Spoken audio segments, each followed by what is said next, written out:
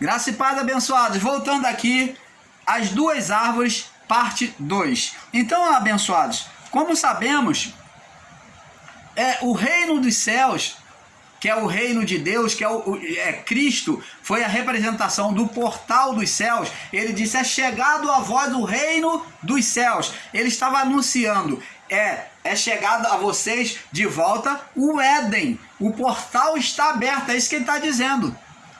Porque ele agora vinha trazer de novo a luz sobre os espíritos que estavam apagados, que foram apagados a partir de Adão até o juízo, até a cruz. Então, a partir de Cristo, então ele veio trazer a luz.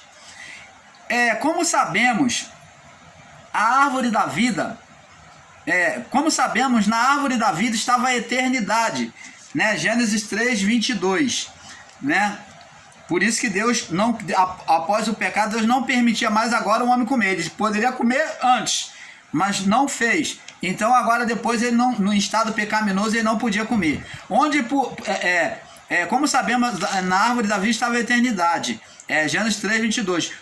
Onde por ela o homem receberia vida eternamente. Agora, amados, a pergunta que muitos se têm feito é: se Deus, sendo onisciente, sabendo do risco de o homem pecar, por que colocou aquela árvore ali, a árvore de conhecimento, diante do homem? Gênesis 2, do 15 ao 17, né? De todas as árvores pode comer, mas da que está no meio do jardim não comerás, porque certamente morrerás. Deus já havia advertido. A resposta é muito simples. A condenação nunca esteve no fruto, como falamos no vídeo anterior, né? Na parte 1. A resposta é simples. A condenação nunca esteve no fruto. Veja, o bem e o mal não é condenação. Veja que o bem e o mal não é condenação ou maldição, como muitos estão ensinando por aí. Então, a condenação não estava no fruto da ciência ou do conhecimento do bem e do mal. A condenação estava na desobediência a Deus. Quando o homem desejou e pensou o mal de Deus, ele que não quer que a gente coma porque a gente vai ser igual a ele. Até aí o homem já estava trazendo mau pensamento, fazendo mau juízo de Deus.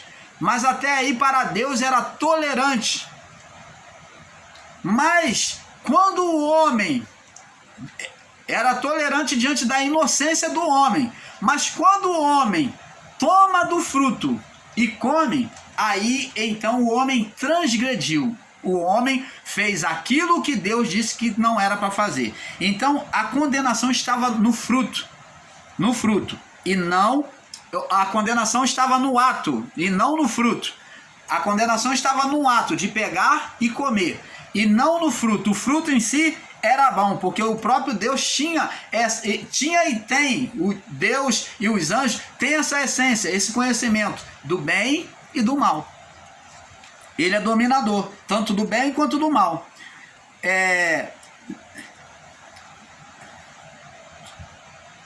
Estão ensinando por aí, a resposta é muito simples. A condenação nunca esteve no fruto. Veja que o bem e o mal não é condenação ou maldição, como muitos estão ensinando por aí. Mas o fruto da árvore só traria a consciência. O fruto da árvore do conhecimento do bem e do mal só traria o quê? A consciência, a percepção, o discernimento daquilo que era certo e o que é errado. Entre o bem e o mal, as coisas boas e as coisas maus. O mal, desígnio despertado, né, gerado na mente do homem, né, no coração do homem, que foi o primeiro estágio da condenação. O primeiro estágio da condenação foi quando o homem pensou mal de Deus, pensou contra Deus, né, a mulher. Foi a primeira condenação no homem, onde após esses pensamentos, eles praticaram tomando mão do fruto e comendo. Gênesis 3, do 1 ao 8. Né? Veja que o comportamento do homem muda ao comer do fruto. Vamos ver. O pensamento do homem muda ao comer do fruto. Vamos ver aqui. Gênesis 3, do 7 ao 10.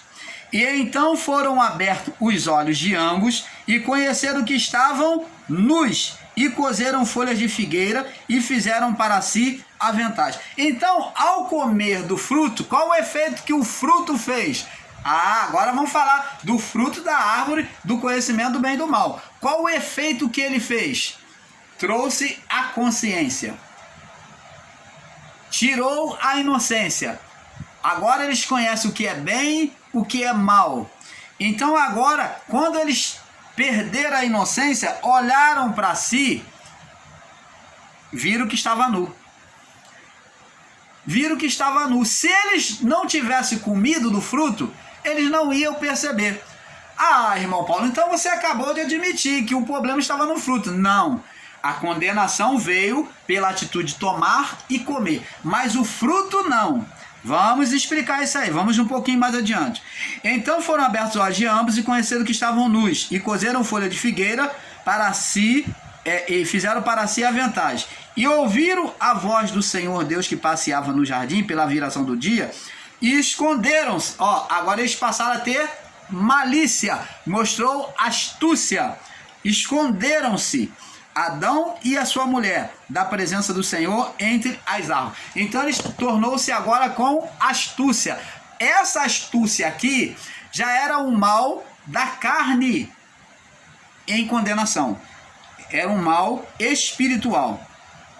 E o Senhor Deus disse a Adão, e disse, onde estás? E ele disse, ouvi a tua voz soar no jardim, temi porque estava nu e escondi-me. E Deus disse, quem te mostrou que estava nu?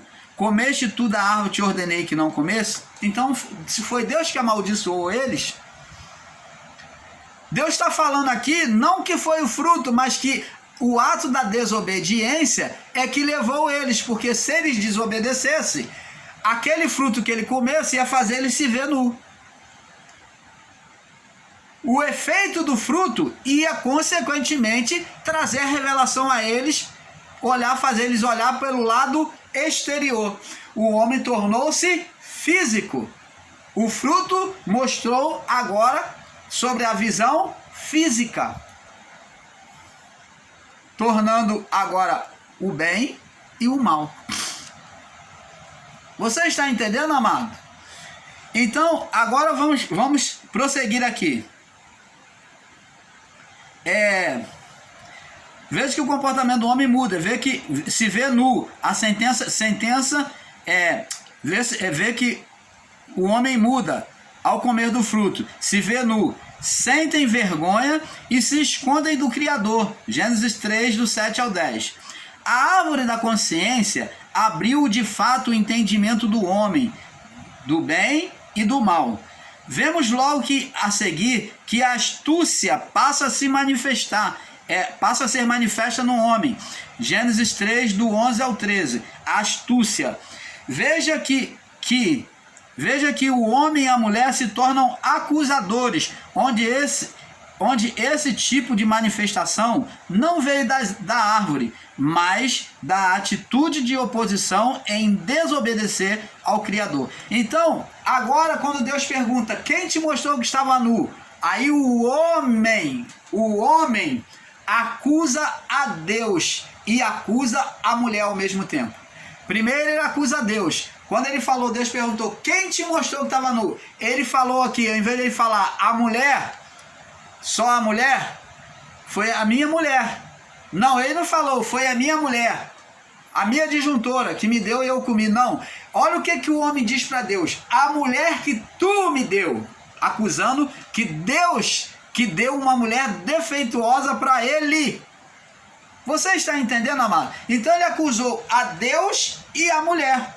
Então vê aqui que existe uma malignidade manifesta sobre a carne, sobre a mente humana.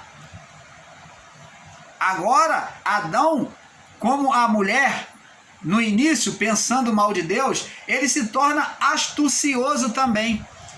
Esse espírito agora domina a mente deles, esse espírito. A mulher que tu me deu, Veja que a astúcia passa a ser manifesta no homem. Veja que o homem e a mulher se tornam acusadores, onde esse tipo de manifestação não veio da árvore, mas da atitude de oposição em desobedecer ao Criador. Veja que a mulher, Deus fala, por que comeste? Fala para a mulher, e a mulher disse, a serpente me enganou e eu comi. Ela está dizendo a serpente como se fosse um alguém, mas essa serpente, ela poderia dizer, eu tive um pensamento mau contra o Senhor. Pode se traduzir desta forma, eu tive um pensamento mau contra o Senhor. Por que Moisés descreveu serpente? Porque esse pensamento saiu daqui e veio viver no lado exterior, de forma invisível. Saiu do homem e veio manifestar na forma invisível. Por isso que Moisés não fala, foi o pensamento, o meu pensamento, quando fala de Eva, foi o meu pensamento mal contra o Senhor, não, mas diz, a serpente me enganou. Porque Moisés está associando a serpente ao ser espiritual que é invisível, que era invisível, e que atuou na mente, que nasceu na mente da mulher, e do homem. Veja que Adão acusa até o próprio Criador, Gênesis 3:12, como já falamos, né? A mulher que tu me deste. Vê-se claramente uma atitude opositora ao Criador. Veja que o homem olha a Deus com um olhar, com um outro olhar. O homem olha a Deus com outro olhar. Vamos ver aqui, diz aqui, o Senhor Deus chamou Adão e disse, Adão, onde estás? Como o diálogo de todos os dias. Olha o que ele disse, olha como é que Adão agora trata Deus. Ele disse, ouvi a tua voz soar no jardim, temi. Temeu por quê? Porque Deus é acusador, sentenciador, né? Deus é o quê? Castigador, ele vê Deus dessa forma. Ouvi sua voz só no jardim e temi, porque ele todas as vezes dialogava com Deus, Deus dialogava com ele, todos os dias, como era comum, mas agora ele vem temer a Deus, porque estava nu, porque o Senhor é condenador, ele vê Deus como condenador. E disse Deus, quem te mostrou que estava nu? Quem tirou a tua roupagem, Adão? Quem tirou as suas vestes? Comeste da árvore que te ordenei que não comesse? Agora, amados, seria um grande equívoco considerar o Criador de forma maligna, onde ele coloca armadilhas para tentar e provar o homem. Vamos lá, aos que consideram que Deus fez o homem para pecar, vamos lá no livro do Salmo 91, vamos contradizer isso aí, esse entendimento errado, aqui no livro de Salmos. Está bem claro aqui, vamos colocar essa palavra aqui para os nossos irmãos que diz que Deus fez o homem para pecar, como se Deus tivesse feito uma armadilha. Se você está dizendo que Deus formou o homem para pecar, você está dizendo que Deus formou uma armadilha para o homem. Salmo 91, no verso 2 a 11, diz assim, direi ao Senhor, Ele é o meu Deus, o meu refúgio, a minha proteção, a minha fortaleza, e nele confiarei. Preste atenção. Ele te livrará, livramento e não criar armadilha. Ele te livrará do laço do passarinheiro, das armadilhas. Deus fez o homem para pecar, ele colocou aquela árvore lá de forma maligna, tá aqui, eu vou formar ele, ele vai cair nessa arapuca e eu vou então sentenciar, eu vou me mostrar poderoso, vitorioso, que é para mostrar minha glória. Ora, amado, esse ensino é totalmente equivocado, que Deus precisa de argumentos, precisa de acontecimento, de fracasso humano para ele ter glória. Existem irmãos que ensinam por aí que tudo era para manifestar a glória de Deus, que Deus fez o homem para tropeçar, para que então Deus viesse mostrar a sua glória. Ah, amado, misericórdia. A criação em si, Adão, quando foi formado por Deus, ele e sua mulher, já eram dependentes de Deus, amados. Deus não precisa de argumentos, criar armadilha para o homem pecar, para buscar ele, para poder ele falar, ele ser glorificado. Ah, Senhor, glória a Deus. Deus não precisa disso. Deus não precisa disso. E diz aqui, ele te livrará do laço do passarinheiro. Ele cria armadilha? Não. e da peste perniciosa, ó, da epidemia. Ele te cobrirá, ó, ele cobre, ele não vem criar armadilha, ele protege. Ele te cobrirá com tuas penas, e debaixo das tuas asas confiarás. A sua verdade, a sua palavra, será o teu escudo e broquel, ó, será a tua proteção. Não terás medo do terror, e nem da noite, nem da seta que voa de dia, e nem da peste que anda na escuridão, e nem da mortandade que assola ao meio-dia. 1000 cairão ao teu lado, 10.000 à tua direita, mas não chegará a ti. Somente com os teus olhos contemparás e verás a recompensa dos ímpios, porque tu, ó Senhor, és o meu refúgio. No Altíssimo fizeste a tua habitação, nenhum mal te sucederá, nem praga alguma chegará à tua tenda, porque aos teus anjos dará ordem ao teu respeito para que te guardarem todos os teus caminhos. Que Deus é esse que está sendo anunciado em graça? Que fez o homem para pecar, que cria armadilha para o homem poder glorificar a Deus. Ah, irmão, Deus faz tudo isso. Todo mal que vem para o homem é para o homem glorificar a Deus. Esse ensino é maligno, é equivocado. Isso não é verdade. Agora vamos buscar entender o propósito de Deus ter colocado a árvore da ciência, que é do conhecimento do bem e do mal, junto à árvore da vida, já que as duas eram de Deus, mesmo sabendo que muitos consideram que no meio do jardim só existia a árvore da vida. Muitos consideram que no meio do jardim só existia a árvore da vida. Gênesis 2:9. Gênesis 2:9. Vamos ler aqui. Gênesis 2:9.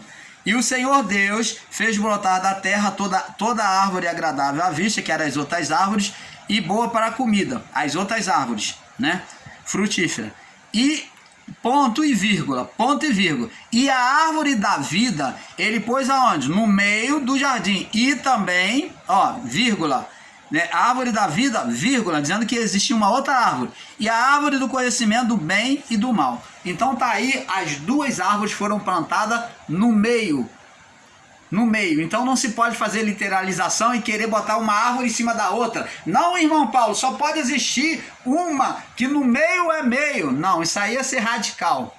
Por isso que tem esse equívoco. Veja que as outras árvores estão em destaque da árvore da vida, né? Como vimos aí, ponto e vírgula das outras árvores, com um ponto e vírgula, mostrando que estas outras estão separadas, mas a árvore da consciência é dito como junta com a árvore da vida. Não existe ponto e vírgula, mas apenas uma vírgula para demonstrar que ela é diferente da que estava plantada. Era diferente da árvore da vida, mas que estava plantada no mesmo lugar. Prova disso que Gênesis 3:20, prova disso está em Gênesis 3:22, né? Que está a prova aqui. Prova disso está em Gênesis 3:22. Disse o Senhor Deus: eis que o homem é como um de nós, é como nós agora, conhecendo o bem e o mal. A árvore da vida era má? Não. Ela era uma árvore de Deus como a da vida. A árvore do conhecimento do bem e do mal era uma árvore como a árvore da vida, conhecendo o bem e do mal. Ora, para que não estenda a tua mão, ó, estava próxima, estava ao lado, né? Ao lado da árvore da vida. E tome também da árvore da vida e coma e viva eternamente. Você está vendo, amado, como é que a árvore do conhecimento do bem e do mal estava ao lado da árvore da vida? Por isso que está dito, para que não estenda a mão. Agora o homem é como um de nós. Para que ele não estenda a mão, estava ao lado. E tome e come da árvore da vida e viva eternamente. Então Deus expulsou o homem.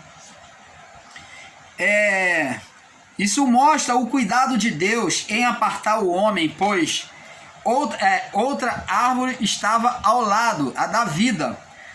Outro detalhe, abençoados, é que as árvores eram de fato física e espirituais, né? Como o homem e a sua mulher. Sei que há ensinadores que alegam ser estas árvores uma linguagem de figura, né? Aos que ensinam que é linguagem de figura, continuam ensinando. Mas não é. Todos esses se encontram equivocados. Gênesis 2:8 pode ler Gênesis 2:8, comparando aí para que você tenha entendimento, né, que não eram Gênesis 2:8, Gênesis 2:15 e Gênesis 3:6, né? E Gênesis 3:9, né? Gênesis 3:9, para você comparar, para você ver que não era linguagem de figura. Quando Deus fez proibição ao homem de não comer, ele não fez desejando no seu coração fazer armadilha para o homem, mas depois da criação física, ele trouxe a criação espiritual para a terra, que foi as árvores, a árvore da vida e a árvore do conhecimento do bem e do mal, que eram árvore física e espiritual. Elas tinham a essência do homem, né? Que era física e espiritual. Ele trouxe a criação espiritual para a terra, onde no tempo certo Deus permitiria seus filhos comer do fruto, pois a condenação não estava no fruto, mas em desrespeitar a ordem do Criador, desobedecer o tempo correto para poder tomar do fruto. Então, o que Deus esperava do homem era apenas que o homem tivesse paciência e respeitasse o tempo de Deus.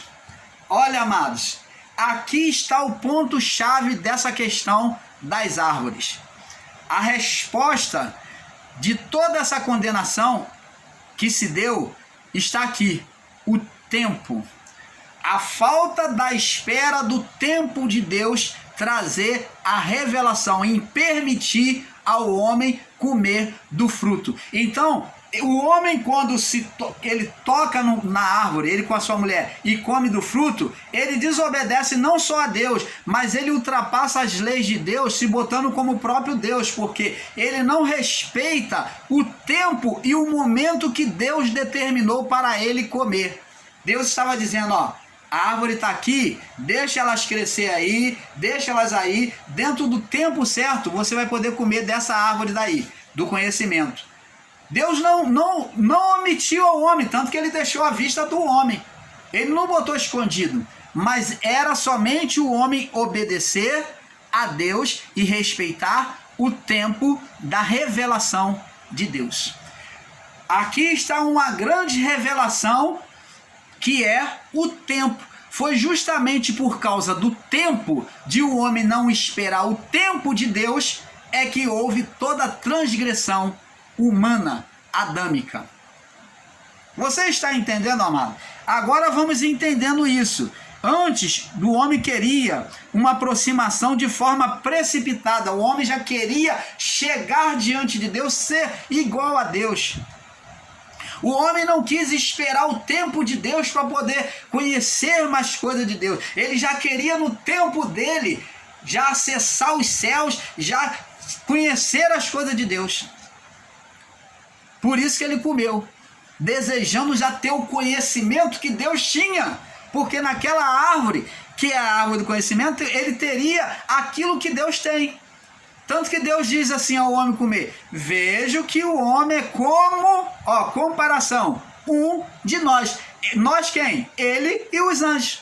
Então, o homem, ao se precipitar, ele buscou ser igual a Deus. É aí que cumpre-se a palavra de Isaías, e a palavra de Isaías 14 de Ezequiel, que muitas pessoas não entendem. Então, o homem desejou ser igual a Deus em quê? No conhecimento. Conhecer o bem e o mal, conhecer ir mais além do que era certo e que é errado. Só que não era o tempo.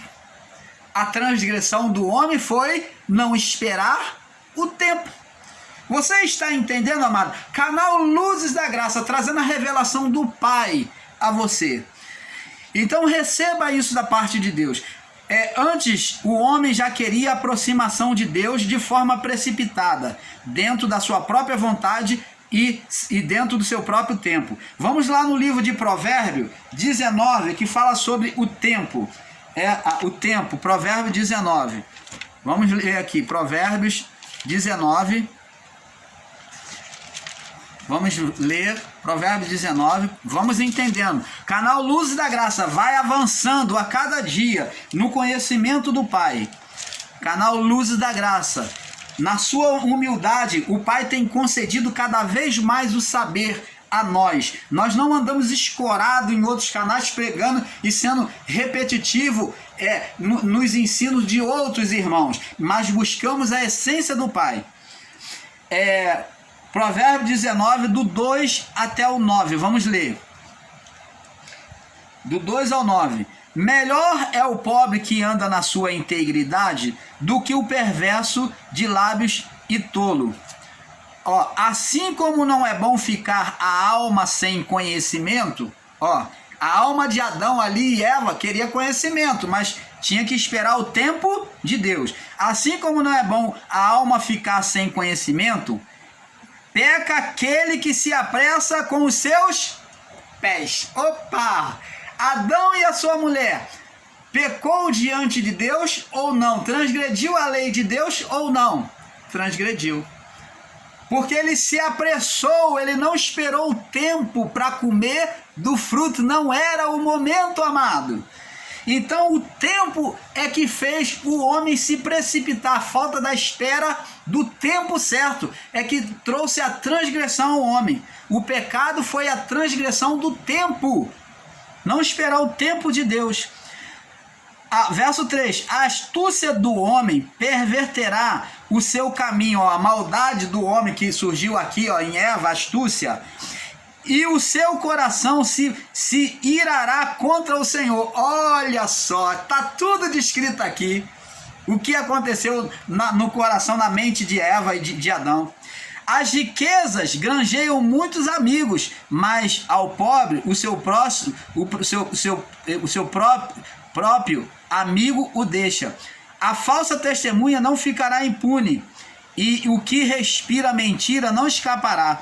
Muitos se deixam acomodar pelos favores do príncipe, e cada um é amigo daquele que lhe dá presente. Todos os irmãos do pobre o odeiam, quanto mais se afastarão dele os seus amigos. Corre após eles com palavras que não servem de nada. Agora diz aqui no verso 8, o que adquire entendimento ama a sua alma, e o que cultiva inteligência achará o seu bem. A falsa testemunha não ficará impune, e o que profere mentira perecerá.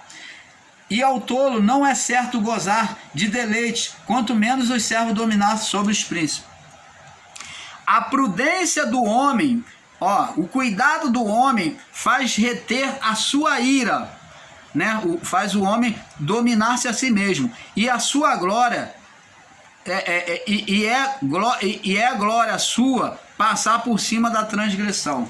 Então, abençoados, como vimos aqui, tudo depende do tempo. O homem precipitado peca. Vamos ler agora lá no livro de Provérbios, capítulo 14. Ainda em Provérbios, vamos ver o capítulo 14. Diz assim, verso 29, diz assim: o que tarda em irar-se é grande em entendimento, mas o que é de espírito impaciente, precipitado, mostra a sua loucura. Espírito precipitado foi que Adão e Eva fizeram, mostraram a sua loucura diante de Deus. Agora vamos lá no livro de Eclesiastes. Você vai mais na frente, vem aí Provérbios, Cantares, Eclesiastes. Logo após, livro de Eclesiastes, Eclesiastes depois que vem Cantares, né? Provérbios, Eclesiastes, no capítulo 3. Eclesiastes 3, que é depois do livro de Provérbios. Eclesiastes 3, do 1 ao 8, vamos ler. Do verso 1 ao 8. Tudo tem o seu tempo determinado, o tempo. Há tempo para todo propósito debaixo do céu, na criação. Olha só, o sábio Salomão falando. Há tempo de nascer, não tem o tempo de nascer, e o tempo de morrer. Tempo de plantar e tempo de arrancar o que se plantou. Tempo de matar e tempo de curar. Tempo de derrubar e tempo de edificar. Tempo de chorar, tempo de rir. Tempo de plantear e tempo de dançar. tempo de espalhar pedras e tempo de ajuntar pedras, tempo de abraçar, tempo de afastar-se, tempo de buscar, tempo de perder, tempo de guardar e tempo de lançar fora, tempo de rasgar, tempo de coser, tempo de estar calado e tempo de falar, tempo de amar, tempo de odiar, tempo de guerra e tempo de paz. Você está vendo? É simplesmente esse tempo é a sujeição da vontade de Deus. Você, quando está debaixo da autoridade de Deus, você se submete à vontade dele, no tempo dele. Uma vez que você pede algo a Deus, se Deus não concedeu, você entende que não é tempo de Deus. E não adianta você querer conquistar a sua força, como foi Adão e Eva, transgredir a lei de Deus, o tempo de Deus, porque você vai dar com burros na água. Você vai trazer condenação. Aquilo que você deseja fazer, deseja conquistar, não vai dar certo. Você está entendendo, amado? Adão e Eva, por não esperar o tempo de Deus, por querer fazer tudo no seu tempo, tomar mão do fruto no seu tempo, Deus não é egoísta, amado. Se Deus concedeu aos anjos o conhecimento do bem e do mal, veja que ele é como um de nós, Deus e os anjos. Se Deus concedeu os anjos, Deus não ia conceder dentro do tempo aquele fruto para ele, aquele conhecimento. Quem deveria trazer o conhecimento aos homens que foi endereçado eram os anjos de Deus na sua criação. Nós vemos agora, depois de todo esse acontecimento, que a manifestação agora é dos anjos, aonde os anjos vêm trazer o conhecimento, aonde lá no período de Noé, muitos deles se corrompem pelo espírito satânico que já havia na terra, pela corrupção do pecado que já estava tremendo na terra. Então os anjos se corrompem, né, com aquela natureza física e espiritual que eles estavam, igual o homem, desejando as mulheres. Mas os anjos, eles que vinham ensinar, eles que vinham passar o conhecimento para o homem de todas as coisas na criação. Tanto que os que ficaram passaram até a feitiçaria, a bruxaria, a arte da pintura, a arte da tatuagem, tudo isso que você vê aí, a tatuagem, a depilação, tudo isso, os cosméticos, tudo isto, a arte da guerra, tudo isso, os anjos ensinaram os homens que ficaram aqui, porque eles vieram endereçados com esses dons para manifestar aos homens. Mas tudo era o tempo de Deus. Esses anjos, como eles se corromperam, eles entregaram tudo que eles sabiam do conhecimento de Deus. Já que os homens já tinham conhecimento do que era bem, do que era